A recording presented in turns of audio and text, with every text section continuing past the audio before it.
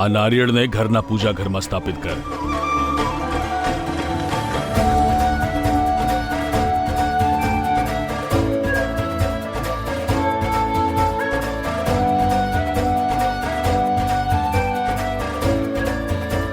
હવે તું આ પ્રજ્વલિત કર. બહુ રાણી પરત ફરે એટલે આપણે આરતી કરીશું. જી મહારાજજી.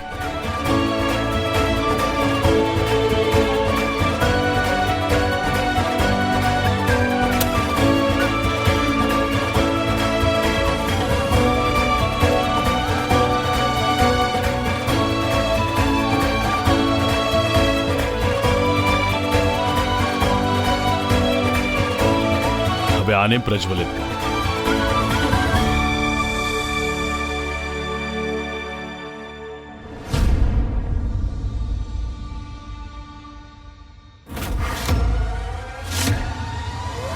મેં તને જે કામ કીધું તું એ કરી નાખ્યું તું ને?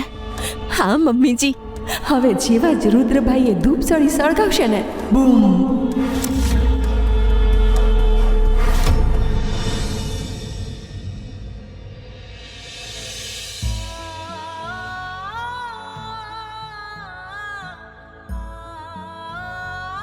હે પાર્વતી માતા, મારા પર ભલે લાખો મુશ્કેલીઓ આવી જાય, પણ અમારા સંબંધ પર ક્યારે સવાલ ન ઉઠવો જોઈએ.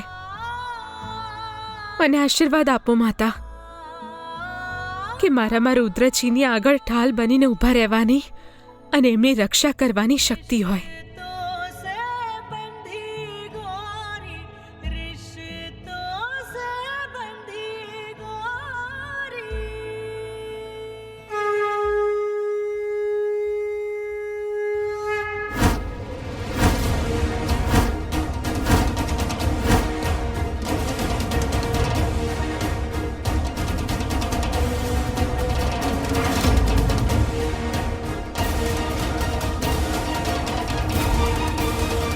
હવે બસ ધમાકો થાય એટલી વાર છે.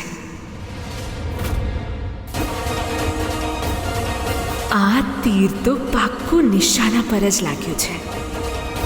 હવે ગૌરીનો અખંડ સૌભાગ્યવતી યોગ પણ રુદ્રને ખાક થતા તો નહીં જ બચાવી શકે.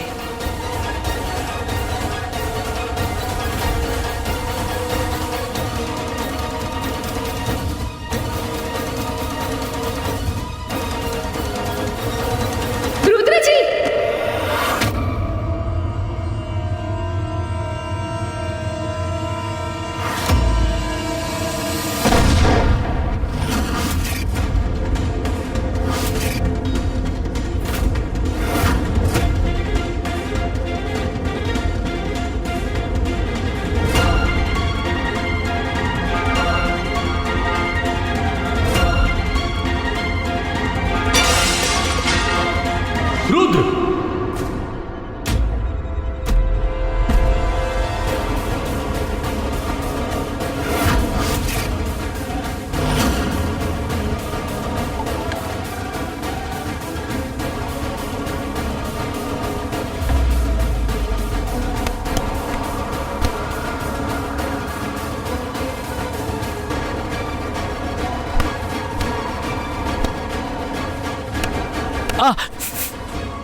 રુદ્રજી, તમે ઠીક તો છો ને? રુદ્ર! રુદ્ર! તું ઠીક તો છે ને? તારા હાથ તો દાજ્યા નથી ને? માં, હું ઠીક છું, પણ આ ધૂપ આવી કેવી રીતે?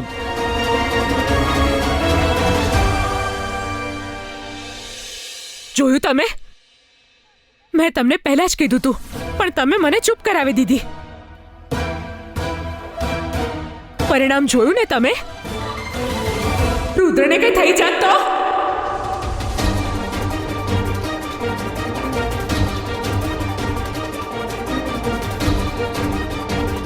તમે તમારા બીજા દીકરાને ગુમાવી દીધો હોત આજે.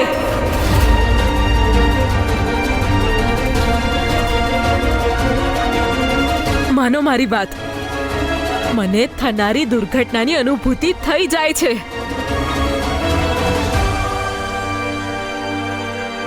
અને હું જાણતી હતી આજે આ અપશુકન્યાળને કારણે કંઈક ને કંઈક ફરીથી થશે.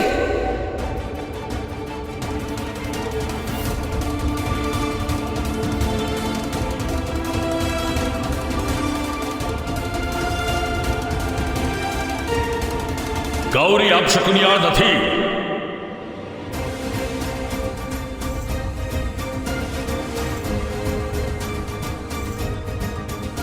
એ તો રુદ્રનું રક્ષા કવચ છે.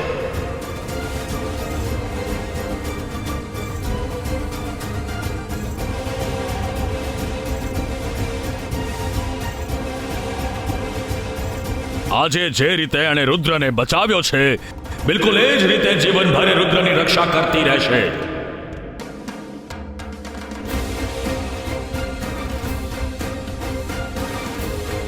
અને આ સત્યને અસ્વીકાર કરવાનો અર્થ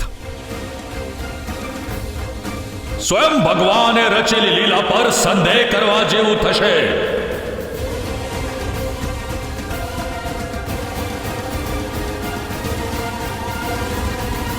ગૌરી પર પાર્વતી માતાની અસીમ કૃપા છે, એટલે આજે પણ એ તમારા ઘરની લક્ષ્મી જ છે. અને તમારા ઘરમાંથી બહાર કાઢવી એ તમારા પરિવાર માટે અશુભકારક સાબિત થશે. જગદંબા, ગૌરી, ગૌરી બેટા, આજે તો તે મારા પૌત્રને બચાવીને એ સાબિત કરી દીધું કે તું છે ત્યાં સુધી મારા રુદ્ર પર એક ઘસારો પણ નહીં પડે. આ ગુરુજી આ મનહૂસને રુદ્રનું કવચ કેમ બતાવી રહ્યા છે? એના કારણે જ તો આ પરિવારે પોતાનો દીકરો ગુમાવ્યો છે. મારા રુદ્રનો જીવ તો તે બચાવી લીધો, પણ તને કેવી રીતના ખબર પડી કે એ ધૂપની સળી ફાટવાની હતી?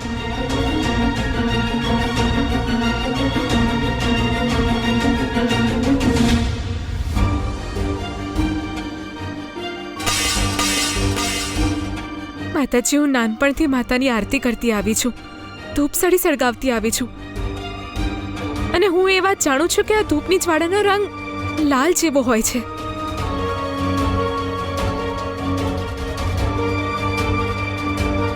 અને મેં જેવું જોયું કે એનો રંગ લાલ નથી, તો મને શંકા ગઈ. બીજાનો બસ એ જીવ વિચાર- બચાવતા પહેલા પોતાના વિશે કેમ નથી વિચારતી? મારો જીવ બચાવવાના ચક્કરમાં જો તને કંઈ થઈ ગયું હોત તો